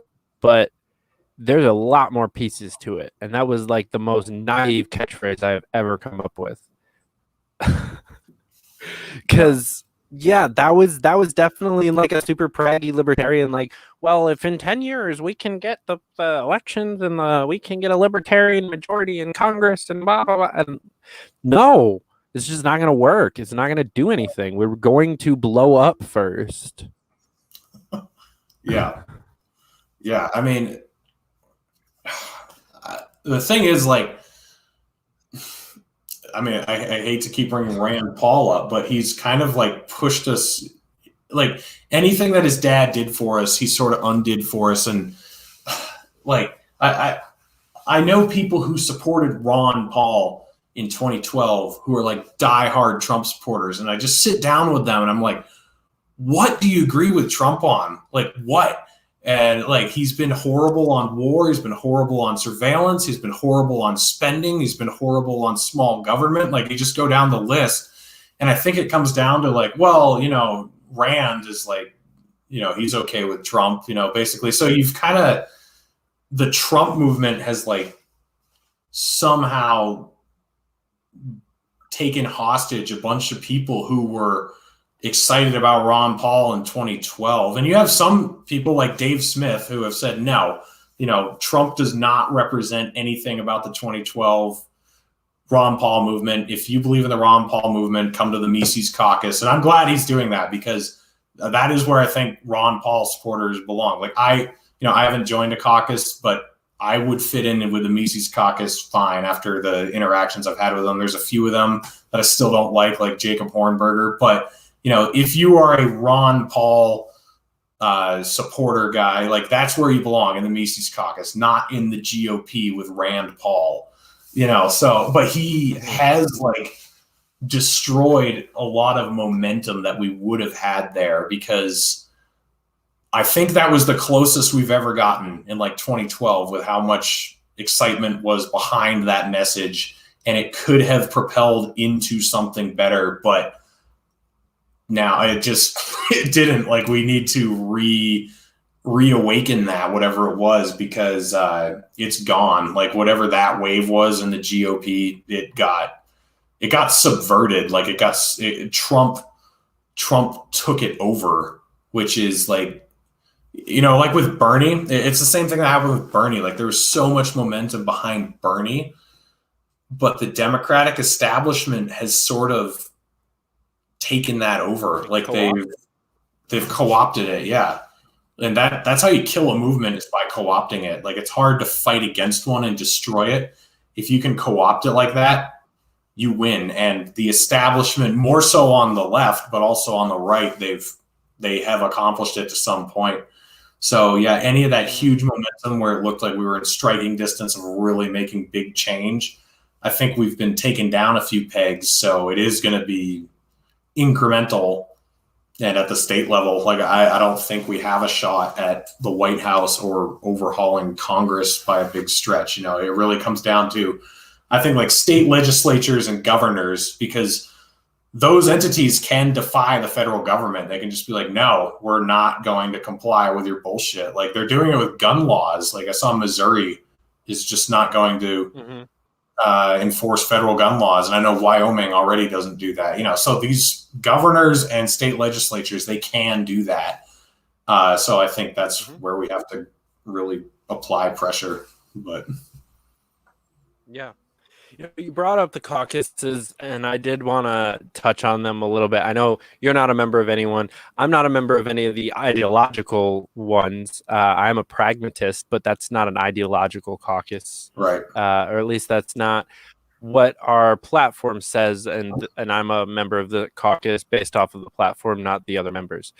It's weird because I could actually join any caucus in the LP.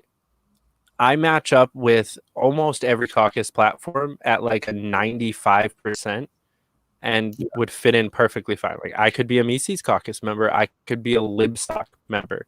Like, I agree with both party platforms. Actually, I agree with the Libstock party platform a little bit more because of how it's worded. I just got to read a little bit of it today in a meeting earlier that I hadn't delved into in quite some time. And I really like the Libertarian Socialist Caucus. In their platform, they say specifically that they are okay with incremental changes that would make take power away from, you know, this corporatist oligarchy. They don't say that word. I like to say that term. I'm paraphrasing here because I can't remember.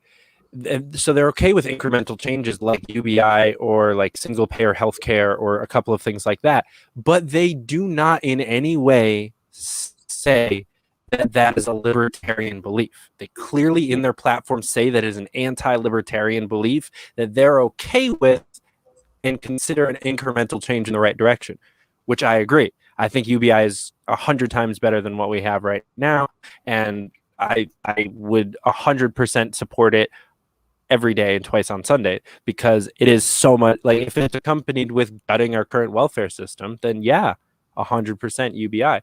So all of these different caucuses have their own ideologies, and I think it's important to find the one that you agree with and not treat it as a team sports mentality, but treat it as a like a fun club, like your friend in lunch or in the locker room. Like, even if you all played on the same team, you had your friend groups within that team. You had the guys that you hung out with after practice. You hung out with everybody after the game, but you hung out with a specific, like, 4 or 5 dudes. That's the caucus mentality, I think, is how it should be. And right now it's seen as like different high schools, and that we're constantly competing for some championship of liberty. And we all lost that championship. The state came in and shut down all of our football programs, and we just were like, oh, fuck, okay. Yeah. No, I have been very impressed. I've been very impressed with the Mises Caucus messaging lately. I think they've grown up a little bit from the 2020 election, because I really was not impressed. Like, I just didn't want anything to do with them. Maybe I'm really projecting on the Mises Caucus just from what I knew of Jacob Hornberger. Like, I just was not impressed with that guy. And some of the conversations we've had with Dave Smith and ones I've had with Scott Horton, and Michael Heiss has actually talked to me since then about that.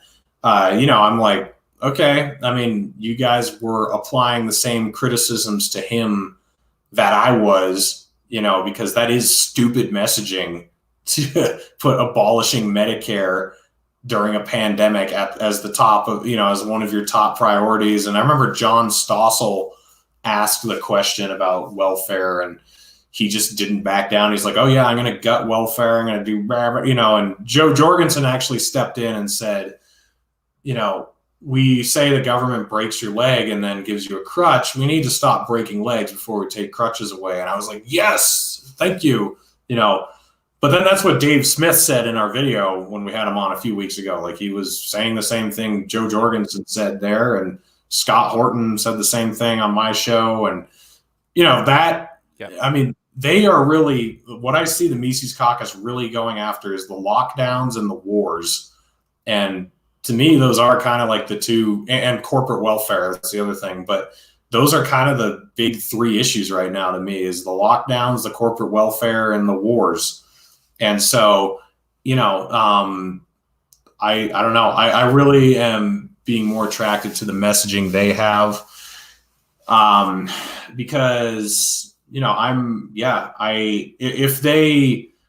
if they were changing their mind on things like the war on drugs or, I don't know, prostitution or whatever, like if they were saying that it shouldn't be legalized or something, and then I'd have an issue with it, but they're just not focusing on it. They're focusing their message on the big issues of the times. And I think that's, first of all, how you resonate with average Americans. But I think it's also important to notice, to take note of what is going on and what really is destroying people's lives right now. And those things are like the big three: the wars, the lockdowns, and corporate welfare. And then once we kill those, then let's get rid of ICE, and let's, end the war on drugs. Let's have massive criminal justice reform. Let's, overhaul the police. But if someone's it's like if someone's aiming a Glock at your head and you're worried about a scratch you have on your shin or something that's bleeding, and it's like, yeah, you want to deal with that. But, the first and foremost threat is the guy aiming the Glock at you. So take care of that first. So I'd say I haven't read all the platforms. I actually should do that sometime. But just out of what I'm seeing from the messaging, I've been the most impressed with the Mises Caucus the last couple months or so. Yeah. The only thing I'll disagree with you on your list of priorities is I'd say that we don't have to hold off on abolishing ICE. We can get rid of them. Hold off easily. I don't have to hold off. Yeah. I talk about it all the time, but I just think that most Americans probably aren't worried about it right now. They're probably more worried about those other three things. So.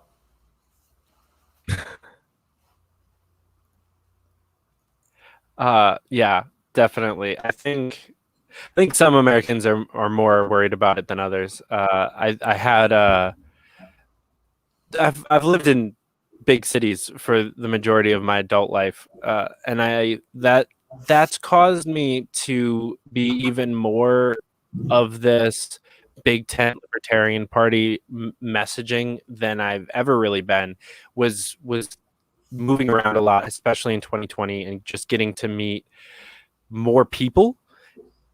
I realized that everyone has a different set of priorities than I do. And so to try to tell other people what their priorities should be, I've deemed as kind of a silly task. And so I agree that as a party, we need messaging.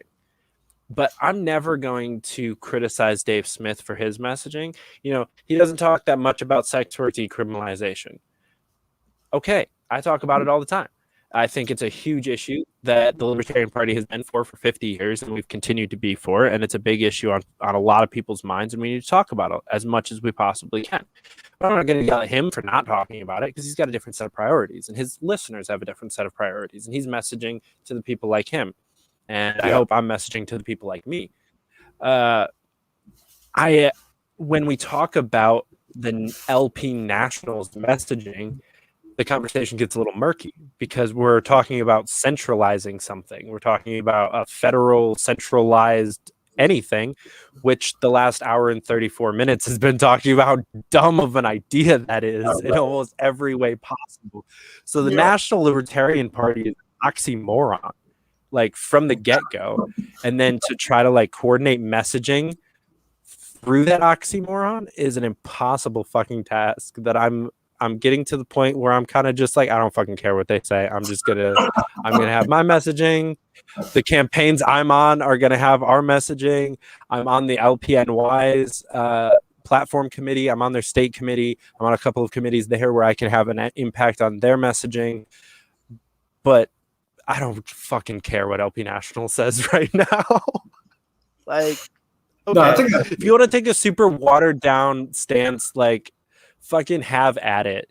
Just don't try to purge people, and don't call people out online who have different messaging, and then I'm fine. Yeah, I think it's what's actually Lighter's dying, and it's pissing me off. I think what's actually annoying is when people say you shouldn't have certain opinions. You know, like I there was this guy, I forget what his name is, but he was saying that foreign policy is something libertarians shouldn't talk about. And I was just like, what are you talking about? Like, no, sorry, that should be a very central part of our message. So that's like someone from the Mises Caucus saying that we shouldn't have anything about, you know, decriminalizing sex work. It's like, well, no, yeah, sure you should. Anything that's on the platform, you should talk about. Like if you,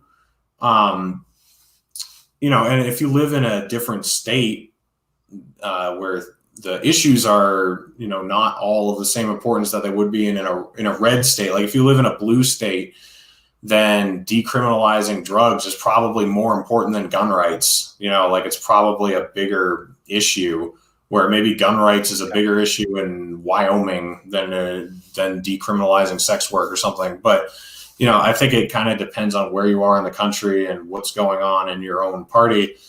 So you're right. Like, I mean, maybe we really just shouldn't care about the party as a national force, because I don't think any of us really think we can win anything, you know, like the presidency in any short amount of time. Like, I don't think anyone really believes that. You know, I think Dave Smith is focusing a lot on the presidency, it seems like. Not that he's going to run, but he seems to think like that's what we should be going after. I really don't agree. I think it really is like local elections, state legislatures. And to your point, like, we don't need to all say the exact same thing, because we're all running in different communities. We resonate with different people. We're an individualist party. So trying to centralize around 3 issues as a national party, yeah, maybe that doesn't make sense. Like, I mean, I haven't really thought about this before. I feel like I've actually been saying the opposite in the past, but when you just said it there, it really made sense. Like, why do we care? And every time you've said it in the past, I've agreed with you, for the record. Like, I've agreed with that sentiment for quite some time. Yeah. Sorry, I didn't mean to cut you off. No, I mean, but, well, you just kind of hit me over the head with it there. Like, it makes sense. Like, who cares? Like, we're not going to win anything. We're not going to run a national campaign that we're going to win.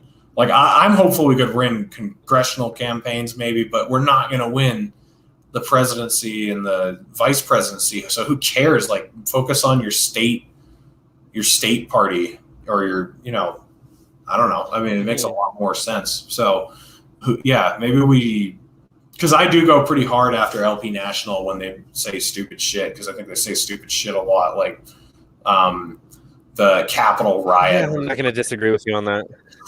Like they just do, but maybe we just shouldn't care. Maybe we should just be like, okay, they're gonna say whatever they say, and nothing we can do about it. I don't know. Maybe you're right. Yeah. And, kind of backtracking to the caucus conversation, not too far, but a little bit. I've had a bunch of interesting conversations in the last 72 hours with different members of different caucuses, specifically about caucuses and messaging and all of this stuff. And one of the coolest conversations I had was the executive director of the Pragmatist Caucus. And while he was onboarding me to be a state coordinator, he asked me, he was like, all right, first, I need you to promise me something. Before I can start this onboarding process or really continue this phone call, I need you to promise me something. And I was a little bit taken aback, because it was probably 25 minutes into the phone call, we had like a great conversation, and he had basically talked about the onboarding as a formality at the end of the call. So I was like, okay, yeah, sure. What? He's like, I need you to promise me that you will think about yourself first, and you'll put the party as a priority second, and the caucus third. And I was like, yes, yeah, I can 100% promise you that. And I've had a couple of conversations since then with other members of either my caucus or others where I brought that up. And that mentality is not shared, I think, by very many other people, even within my caucus, even though we all agreed to that when we signed up. We don't have that mentality. We have a caucus first mentality. We have a my team first mentality, and we have a like backing people up on their messaging. And I have to defend Andy Craig because he's in my caucus. And it's like, no, I don't have to defend Andy Craig. Like, not to shit on Andy Craig specifically, but I think he's a good example, especially because of all the nice things Dave Smith said about him on your show. I think he's a great example. I don't have to back him up if I don't fucking want to. Like, and I won't. I specifically refuse. I don't care if what position anyone has in my caucus or on the party or whatever.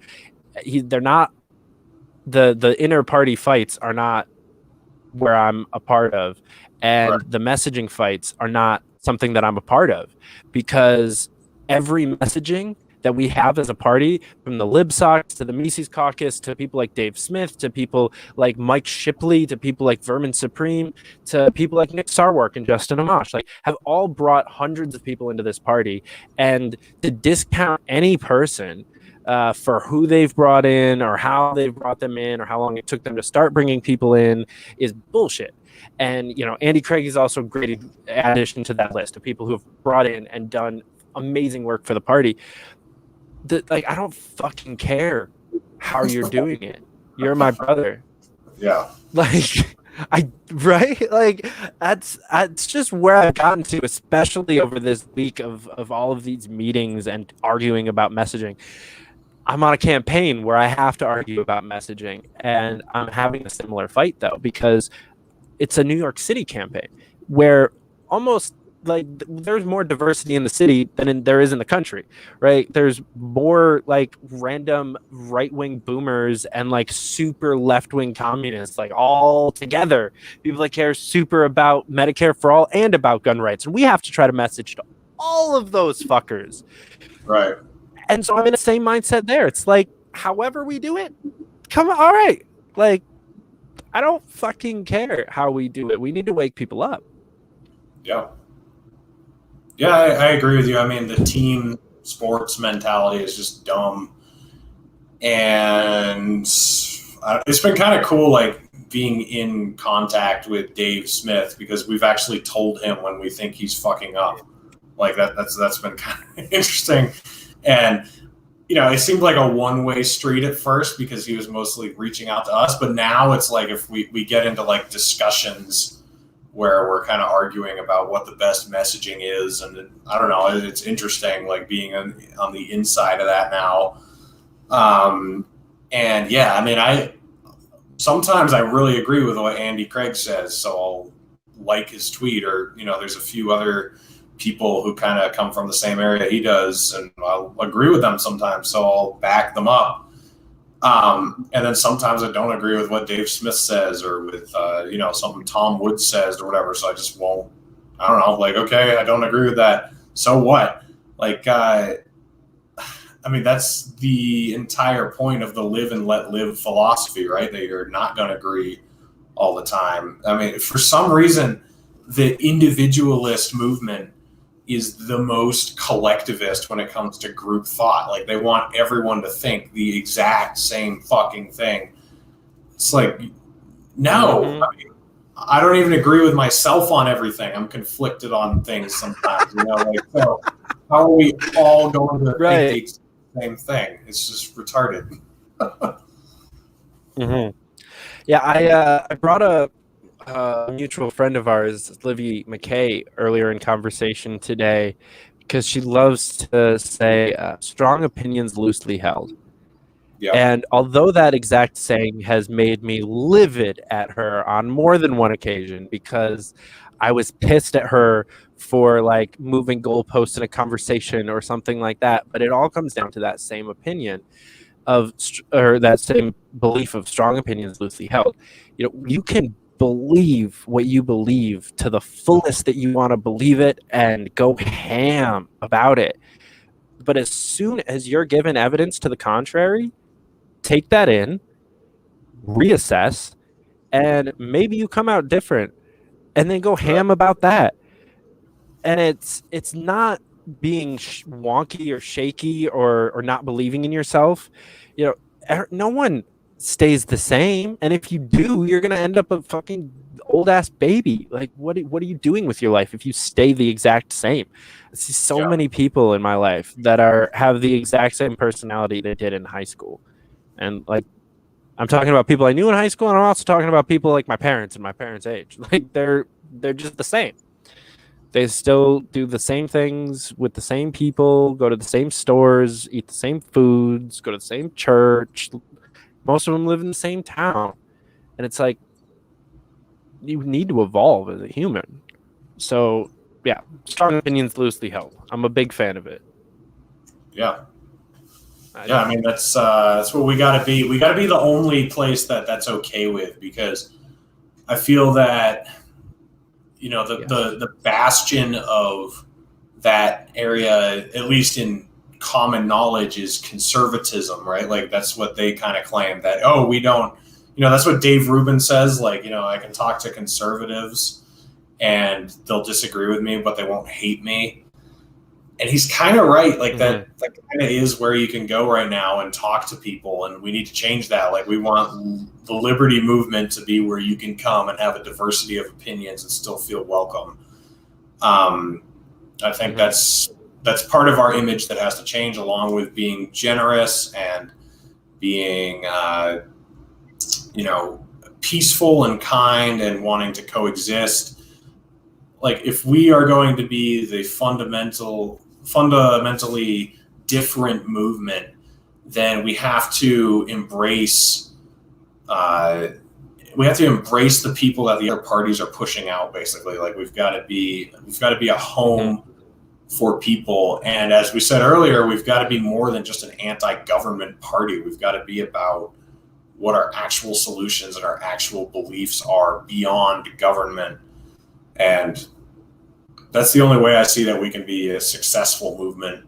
And it shouldn't be that hard, you know, like, we act like it's such a difficult undertaking, but it really isn't. Like, I mean, it's so easy to have diverse opinions if you just believe in peace and mutualism. I mean, like, if you believe in peace and voluntarism and free association and free markets, free trade, whatever, like, it's so easy to have any different opinion you want, as long as you're not going to force your ideas on somebody else. So I think it's something we can do. It's something we must do if we want to be successful. So, yeah, I'm getting a texts from people watching, or person watching, and I have to agree with this one and read it out loud, because she's tacking onto your sentence and saying, and we should all just fucking get over shit that some libertarians said decades ago. And fuck yes, we can. Can we please, for the love of God? Just or even a year ago or 4 years ago. Like, just who cares? Right. One of the worst things that I've seen the Libertarian Party do this year is research people that they dislike and like dig into their past. And I'm like, if you have time to do that, I've said this on the show a lot. If you have time to watch hours and hours of Dave Smith's podcast to figure out what he said that you dislike, you need to be doing more with your fucking life. Like, for Christ's sake, get a life. You know, like, if and similarly, if you're going through like freaking Nick Sarwark's Facebook feed to just like post dumb memes in his comment thread, get a fucking life. Right. And more specifically, do something for the party. Like, if you're looking for something to do with your life, there are so many opportunities within the liberty movement to do something with your life. And so, to your point, I think one of the things we can try to focus on, maybe not as a party, because the party is about winning elections, right? That's what a political party does. But as a movement, we can foster that community a little bit better and help bring people out of their mom's basements and into community gardens. Yeah. That should be the move. Like, we need to wake the sheep up, but we also need to bring people out of their mom's basement and off of YouTube and off of like 12-year-old forums where people said some alt-righty shit. It's like, yeah. Get a life. It's so pathetic because so many libertarians are the antithesis of what they say libertarianism is. They become that troll on the computer with no job on welfare, basically. Just down in their basement at the keyboard, screaming. Especially this year, like, fuck. Yeah, no kidding.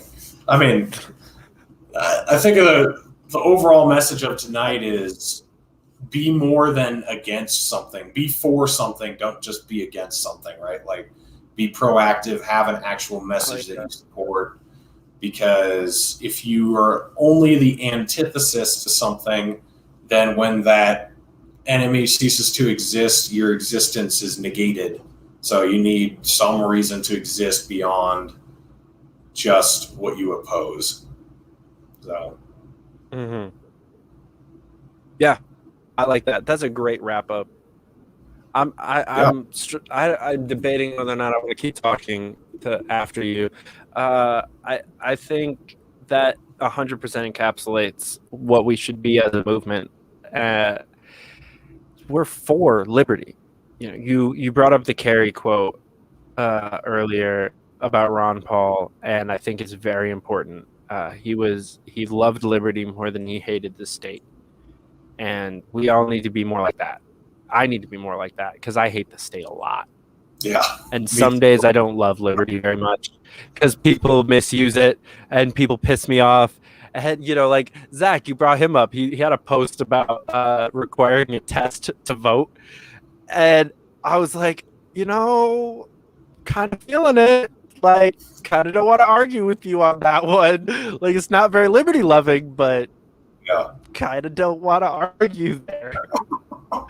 So I think you're right, and it's a dichotomy that I've actually brought up in conversation a little bit over the last couple of weeks, and other people have brought up about different people in the like blue-pilled loser brigade Praggy side of the LP, and about the like right-wing Mises side. I've heard a lot like, are you more pro liberty or anti-conservative or anti-liberty or liberal? Whichever one. Yeah. And too many people didn't answer that question correctly. Let me just say that. Like, I directly asked people this question in arguments and like in Twitter threads and in conversations, and a lot of them did not answer it. They either didn't answer it or they very much answered it incorrectly, because people are really agitated right now. Like, we had a really shitty year, right? Like, we had and everything's been online, and everyone's hasn't gotten laid in too long, and we haven't had a party in forever. I haven't been on a dance floor in a year and a half. Like, we're just all fucking pissed.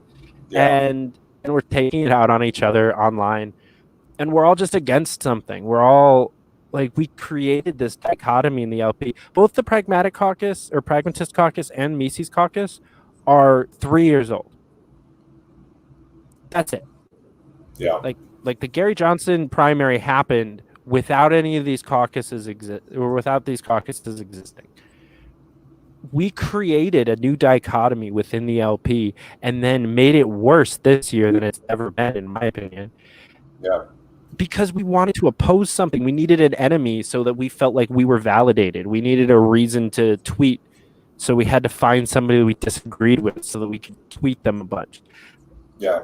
it makes no sense. Like it's like you said, the antithesis of what we support as a movement. We're for liberty before anything else. We're for liberty. And that means helping your brothers and sisters. That means mutual aid. That means community gardens. That means nonprofits if they're ethical. That means returning power to the states. That means protecting all of the laws that we believe in, whether that be the gun laws or pro-sex or drug decriminalization or shrinking the budget, ending the wars, whatever it is. It's all pro-liberty, and we're for all of that. Ignore the priorities and who's doing what how. Be for liberty. Right. Yeah. Couldn't agree more, brother. I think that sums it up. Well, tell people that unfortunately don't know yet. If there's anybody watching that doesn't already know, how do they follow you? How do they watch your show? And why should they watch your show? Yeah, so follow me on Twitter at Reed Coverdale. You see my name scrolling across the bottom of the screen there. On YouTube, I am the Naturalist Capitalist. Also on Facebook, the Naturalist Capitalist. That's all I have right now. I guess you can follow me on Instagram if you want. I think I'm Reed Coverdale on Instagram. I really don't use it that much. I'm starting to a little bit now. But I have, I'm having a lot of interesting guests on lately. Scott Horton's going to be coming back on in the next couple weeks. Carrie Wedler is going to come back on in like a month. I'm working on getting Justin Amash on. Not sure if that's going to happen. He told me he would. I haven't been able to get a hold of him since. I'm just going to keep trying to bring interesting people on, and I try to ask them questions that they, other than Scott Horton, because he's been asked everything under the sun. But some of these people, I try to ask them questions that other people don't, just to have a more interesting conversation. And then when I'm not having famous people on, I'm having people like Dave and, just talking about stuff. And sometimes it's just me talking about stuff. But my message is mostly just about talking with people you disagree with and realizing how much overlap there is and realizing who the actual enemy is and pushing for ideas that make sense and can get us out of this mess. So follow me on Twitter, Facebook, and YouTube, and I'll see you there. All right. I would echo that loudly. Follow him all over the place because he's got great shit and he gets cooler people on his show than I do. So go watch that, especially the Carrie Wedler one. I just watched that like last night, and I think, or the night before, and it's awesome. She's awesome. Definitely go check that out. If you don't already subscribe to this channel, please do so. YouTube, Fight for Liberty. Follow us on Facebook and Twitter at Fight for Liberty. We're also on Instagram. I'm with you. I'm not a fan that much. I try to post stuff. My friend Emmanuel is like all over me all the time to get on Instagram more often, and I just can't. Right. But if you guys want to support the channel, you can do that at patreon.com/fightforliberty, or you can just send us something on Cash App. If you want some of the merch, go check that out. We have mugs, we have hats, we have t-shirts, we have a beanbag chair cover. If you've ever really wanted to sit on the Statue of Liberty in a beanbag chair, and you already own a beanbag chair, you can do that. I don't know why. I was really stoned. Printify has some weird stuff, so you can buy a Fight for Liberty beanbag chair cover. Go do that. Thanks for watching, guys. We'll catch you back next time.